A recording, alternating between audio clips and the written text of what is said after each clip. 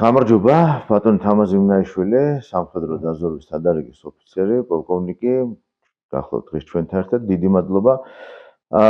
დღეს მინდა ჩვენ ვისაუბროთ ისეთ თემაზე, როგორც არის უკრაინა, უკრაინაში ომის მიმდინარეობა, თითქმის 3 წელი ხდება რუსეთის ფართომასშტაბიანი შეჭრისგან. რა მოლოდინები არსებობს ტრამპის ადმინისტრაციისგან ომის დამთავრების ან განვითარების შესახებ.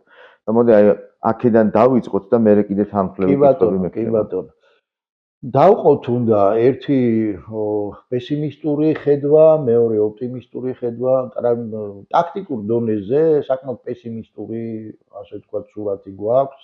ეს არის უკრაინის სამხედრო ძალების გამოფიტვის ძალიან ისეთი სურათი.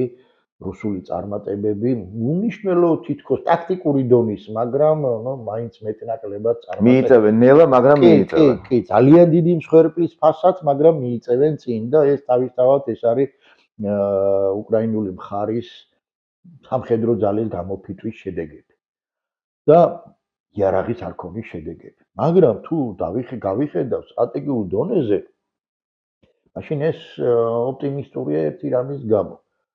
ამერიკის შეერთებული შტატები თუ დათმობს უკრაინას და დაუწყობს მოსკოვს და არც არაფერს არ გააკეთებს, მაშინ მას დედამიწაზე ძალიან სერიოზული პრობლემები, უაღრესად დიდი პრობლემები ექნება. არა მხოლოდ მას, არამედ ევროპის სხვა ქვეყნებსაც განსაკუთრებით ანუ თალასოკრატიულ დასავლურ ცივილიზაციას ექნება უდიდესი პრობლემა. უკრაინა რუსეთის ომზე გადის დღეს ცივილიზაციური ომის თალასოკრატებისა და ტელუროკრატების ურთიერთობა. თამას, რა შეიძლება შეიცვალოს ოპტიმისტურ ვარიანტში? ან რა შეიძლება რომ ტრამპმა გააკეთოს ახლა უკრაინაში? როდესაც ტრამპმა თქვა, რომ მე 24 საათში დავამთავრებ ომს და ეს აღმოჩნდა, რომ ეს ასე არ არის და პირიქით რამდენჯერაც გააკეთა ტრამპმა განცხადება ომის დამთავრებასთან დაკავშირებით, საბრძოლო მოქმედებების დამთავრებასთან დაკავშირებით, იმდენი ურსულმა მხარემ ხან არეშნიკის როლა, ხან ეს რა ვიცი ძალიან კალიბრები და ასე შემდგომ და ახალი წლის მიმართვა რუს ხალხს პუტინისა, რომელმაც პირდაპირ ღიად ყოველგვარი მიკი-მოკიბის გარეშე თქვა, როცა ჩვენ ვართ გაჩერებული, ჩვენ სუსტები ვართ, როდესაც ვიწყებთ ომს, ან когда пули свистят у виска, ჩვენ და движуха არის, ჩვენ ძლიერები ვარ და ამიტომ ჩვენ არ უნდა გავჩერდეთ. უნდა ვიომოთ, ახალი სამიზნეები უნდა აღმოაჩინოთ და ვიაროთ ასე. რა რეაქციას უნდა ველოდოთ? ტრამპმა უნდა გადადგა შემდგომი ნაბიჯები, აიძულოს მოსკოვი წამოვიდეს სამშვიდობო მოლაპარაკებებში. იძულება უნდა მოხდეს მხოლოდ ერთი რაღაც. პირველი დავიწყოთ იქიდან, რომ უკრაინის საჰაერო სივრცე დღეს უაღრესად სუსტია და ყველანაირი მექანიზმი და იარაღი უნდა გადაეცეს უკრაინას საჰაერო სივრცის დასაცავად. ეს ერთი. ეს არის იგივე F-16-ები, ეს არის პეტრიოტები და ასე შემდგომ. ამავდროულად უნდა გადაეცეს აი აქამდე ნახე რა ხდებოდა უკრაინაში. ნატო შეერაღმის 1%-ია სინამდვილეში და ისიც მოძველებული მოდელებია გადაცემული უკრაინისთვის. აუ, რამდენი მისცეს და როგორ მისცეს, ამდენი მილიარდი, ეგ ტყუილია, იქ დაყენებული ძველი მოდელები, აბსოლუტური უმრავლესობა, ეს ძველი მოდელები. შეუძლია 9% მთელი ნატო შეერაღებისა თანამედროვე მისცეს. F-16-ებზე არც არის პრობლემა, მაგრამ ლაპარაკი არის 350 და ზევით კილომეტრის რადიუსის მოქმედის რაკეტებზე, ლაპარაკი არის შტორმშედევებზე, ლაპარაკი артиლერია არჩერებზე, ეს რომელიც არის შვედური артиლერია, რომელიც ცოტა აქვს. ძალიან ცოტა აქვს და ამითი დაიწყოს უკვე შორს მანძილზე, არა დრონებით, რომელიც გასაგებია, რომ მეტნაკლებად ისე იგი კარგია, მაგრამ ესეთი მასშტაბიან სურათს ვერ იძლევა, ვერანაირად მასშტაბურ სურათს ვერ იძლევა, უკვე დაიწყოს უნდა უკრაინამ კადის შიგნით ჩამოგდება ამათი. და რაც თავარია გააფართოვოს უნდა კურსკის ოლქის ისა რა ქვია, ტრაექტორია, ყველა ვარიანტი უნდა გააბმასთან. ის შიშები, აღარ ეშინია, რომ აი ვისვრი ატომურ ბომბს და ასე ვიზამ და ისე ვერ ისვრის და არც ისვრის და ვერც ისვრის. აი რა შეასაკ. ეს არის, რატომ ვერ ისვრის? დავიწყოთ იქიდან, რომ პირველი ტაქტიკური დონის აი თუნდაც 9 კილოტონიანი, რომელიც აი პიონს შეუძლია ისროლოს და რაც რომ ცისროლოს ეს არის 500 მეტრის ან 1 კილომეტრის რადიუსის მოქმედ ვერანაირად ვერ ცვლის ფრონტის საბრძოლო მოქმედებების სურათს, ვერანაირად ვერ ცვლის და ეს ერთი და მერე მეორედ მას ძალიან ეშინია ერთი რაღაცის. ეს ძალიან კარგად გამოჩნდა რა. თავარი რაღაცის ეშინია. რომ გასცეს ბრძანება და ვინმე მარ შეუსრულოს. იქ ხო არ არის რომ და ამის შესაძლებლობა არსებობს. რა თქმა უნდა, აბარა, იქ ხო არ არის, მაშინ სოფლიო ჩინეთის დაუპირისპირდება და უკვე აგერ მაშინ მედიაში იწერება რომ ჩინელებმა მაგ წარედ გააფრთხილეს პუტინი მაგასთან დაკავშირებით. საქმე რაშია, იცი რომ ის ხო არ უარდება უკრაინა პუტინს საკუთარ ტერიტორიაზე, მაგაზე ხო არა რომ წაართვას ისა, ის კურსკის ოლქიც ეს არის ასე თქვა გასვლითი კოზირი, მეტი არაფერი, მაგრამ აიგზულოს წამოვიდეს სამშვიდობო მოლაპარაკებაზე. ეს არის დაახლოებით მაისი-ივნისის, ანუ გაზაფხულისა და ზაფხულის გასაყარი პერიოდი. მანამდე აგერ თებერვლის ბოლოს, მარტის დასაწყისში ნელ-ნელა ხდება შესაძლებლობა ასე თქვა ჯამშა მანქანებითა და ფრონტალური შეწევით ან რაღაცით ასე საბრძოლო მოქმედებების გააქტიურების. ეხლა არის ესეთი სანგრები ნიადაგი სველია, გადაადგილა მეტი არ შეუძლებელი. მაგრამ სანამ მივა ტრამპი იქამდე რომ აიძულოს მოსკოვი წამოვიდეს სამშვიდობო მოლაპარაკებებზე, შეწყდეს საბრძოლო მოქმედებები, ომი კი არ დამთავრდეს, არამედ საბრძოლო მოქმედებები. ლაპარაკი გაიყინოს, ხო?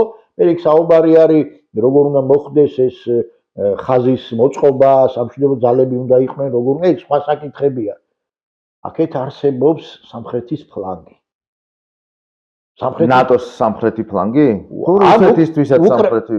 ხო, სამხრეთის ფლანგია, რუსეთისთვისაც და ნატოსთვის, ეგ ჩრდილოეთი ნაწილია. ხო, ეს არის შავი ზღვის უსაფრთხოება თავიდან ბოლომდე და სამხრეთის ფლანგი ეს არის კავკასია, ეს არის საქართველო და ეხლა გამოჩნდა სომხეთი, რომელმაც აი ეს რაღაც რამდენიმე დღის წინათ ხელი მოაწერა სტრატეგიულ ჩარჩო ხელშეკრულებას და ერთი რაღაცა ვიცოდეთ.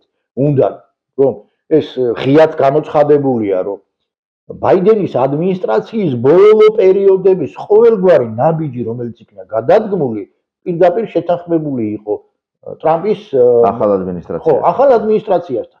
ტრამპს უმზადებდნენ გარკვეულ სურათს, გარკვეულ პლატფორმას უმზადებდნენ, რომ ტრამპი შემდგომში რას ნიშნავს სომხეთთან ამერიკის სტრატეგიული მოკავშირეობა? იქ სხვათა შორის ნახსენები არის, მათ შორის სამხედრო თანამშრომლობა. კი ბატონო, კი ბატონო. ჩვენთვის რა მნიშვნელობა აქვს? ჩვენთვის აქვს მთავარი მნიშვნელობა, რატომ? ნატოს და ამერიკისა და სომხეთის სტრატეგიული თანამშრომლობა თუ ჩიხში არის, სომხეთი აბსოლუტურად ნოლის ტოლია ეფექტურობა. საქართველოს გარეშე სომხეთ-ამერიკის ურთიერთობა არის ნოლის ტოლი. ვერანაირად ვერ იქნება ეფექტური. საქართველოსთან მიბმული უნდა იყოს და საქართველოს ეს არის შავ ზღვაზე გასასვლელი, ეს არის ნატოს სივრცესთან გასასვლელი, ეს არის ევროპასთან გასასვლელი და ეს არის მსოფლიოსთან გასასვლელი. თვითმფრინავით ურთიერთობა ვერ გექნება ვერანაირად. აქედან გამომდინარე ეს პირველი ზღვა. ზღვა.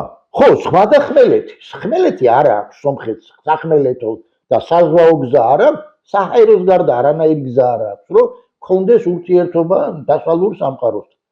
ეს პირდაპირ მიანიშნებს ერთ მთავარ რამეს.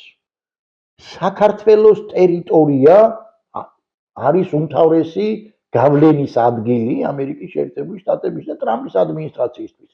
ისე სომხეთთან ესენი ხელს არ მოაწერდნენ. ტყუილად რაღაც ასეთი დონის ხელშეკრულებას არ აწერენ არანაირად. თუ საქართველოს არ არის ამ სფეროში, მაშინ ეს ხელშეკრულება არის ნოლის ტოლი.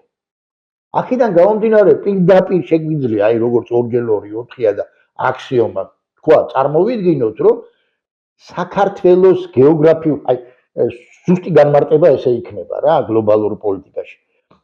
სამხრეთ კავკასიის ადგილმდებარეობა, გეოგრაფიული ადგილმდებარეობა, სადაც განფენილია საქართველოს სახელმწიფო, არის უმნიშვნელოვანესი და სასიცოცხლოდ მნიშვნელოვანი ამერიკის შეერთებული შტატების გლობალური პოლიტიკისთვის და სტრატეგიული პოლიტიკისთვის.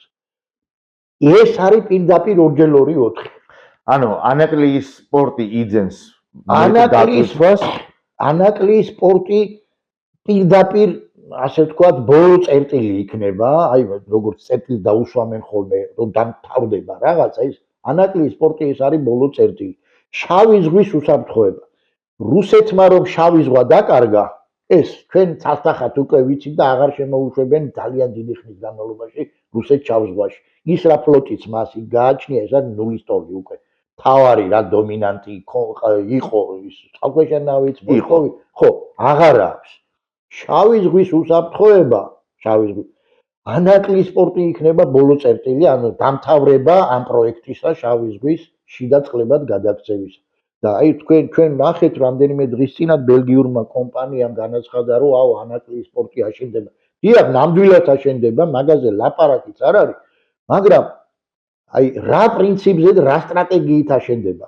მე წინა ინტერვიუში თქვი, რომ ამერიკის შეერთებული შტატებისა და ჩინეთის ურთიერთობა ეს აბსოლუტურად სხვა სიმწია, სხვა სიმტყია, სხვა თამაშის წესებია იქა და მიუხედავად იმისა, რომ ისინი მოწინააღმდეგეები არიან, ერთიც და მეორე მხარეს აღიარებს, რომ მხოლოდ აი ამ ორ ქვეყანას ჭირო თანამშრომლობით შეუძლია მერე სხვა ქვეყნების დახმარებით გადაჭრას კაცობრიობის საკითხები, დედამიწის გლობალური საკითხები და აქ ჭირო თანამშრომლობა იქნება და ჩემი აზრით და ეს ალგორითმი რამდენიცაც ვიცი, სწორია, იქნება რა ტექნიკური ხასიათის საკითხები, ეს არის თითქოს და თუნდაც აშენება მაგისი ლოჯისტიკის ტექნიკური მხარე, რაც იქნება ჩინელების. ნუ არა იმ კომპანიის, რომელიც ამაცმა გააფორმა. შესაძლოა იყოს ჩინელების, მაგრამ ადმინისტრირება მოიყოს მაგრამ რაც შეეხება მართვას, რაც შეეხება სტრატეგიას, ამერიკის შეერთებული შტატები ამას არავის არ მისცემს. გამორიცხული. და ტანდემში ბურგასი და ანაკლია ორი ხმაწყლოვანი პორტი, შავ ზღვაში მეტი ადგილი არ არის, ორად ორი ადგილია. ბურგასში აშენებულია ეს პორტი, ხმაწყლოვანი პორტი და ანაკლიაში აშენდება. ეს ტანდემი შავ ზღვას უკვე აბსოლუტურად დაამთავრებს შიდა წყლებად გადაქცევას. ვაზიანის სამხედრო, ასე ვთქვათ, აეროდრომს და მომავალ ინფრასტრუქტურას აქვს თუ არა ადგილი ამ კომპოზიციაში? კი, აუცილებლად აქვს ადგილი და ერთი რამის გამო. ესე უსაფრთხოების ქუდის შექმნა ამ გეოგრაფიულ ადგილმდებარეობაში, უსაფრთხოების ქუდის შექმნა აუცილებელია გამაგრებული იყოს რაღაც გარკვეული სამხედრო შემადგენლით. სხვანაირად ესე არ ხდება რა. ამიტომ ვაზიანის სამხედრო აეროპორტს უდიდესი მნიშვნელობა ექნება. უდიდესი მნიშვნელობა. ეს შეიძლება იყოს, ასე ვთქვათ, გამანაწილებელი, სხვათა შორის მისი ადგილმდებარეობა უაღრესად მაგრამ მან უნდათ გაკეთება სამოქალაქო აეროპორტის ვაზიანში. ცირა სამოქალაქო აეროპორტს რა იმითი ავაშენებთ, ტრამას თვითონ საფრენბილიკებს როგორ ავაშენებთ, რანაირად ავაშენებთ, იმას კავშირგაბლობის სისტემას, არადარო სისტემას როგორ დავაყენებთ, იმის და მიხედვით მე შემიძლია სამხედრო დავსვა იქა და მე შემიძლია სამოქალაქო დავსვა იქ. მაგას რა მნიშვნელობა აქვს? საიდან დავიწყებ, მაგრამ რას მივიღებ? მე წინა ინტერვიუში თქვი, რომ აუცილებელია ერთი ნატოს ბაზაზე არ არის ლაპარაკი, ერთი ამერიკული ბაზა სამხრეთის ფლანგის გასამაგრებლად და ამ მნიშვნელობა არ აქვს იმას 10,000 და 20,000 კაცი არ ჭირდება. საუბარი თუნდაც იყოს ინსტრუქტორების ბაზაზე, რომლებიც მოამზადებენ და გააძლიერებენ საქართველოს უსაფრთხოებას, ყველა მიმართულება, სამხედრო კომპონენტი, ის რა ქვია, უშიშროების კომპონენტი, შინაგან ეს იქნება ჩვენს ერთგვარი უსაფრთხოების. რა თქმა უნდა, ეს არის ქოლგა. აი, ბოლო პერიოდში წავიდა, რომ ნეიტრალური საქართველო და ნეიტრალი მაგ თემაზე ხო, ეს აი როგორ არის, იცი პირდაპირ თავიდან ბოლომდე ეს მოსკოვის ნარატივია. გეთანხმებით. დიდი მადლობა.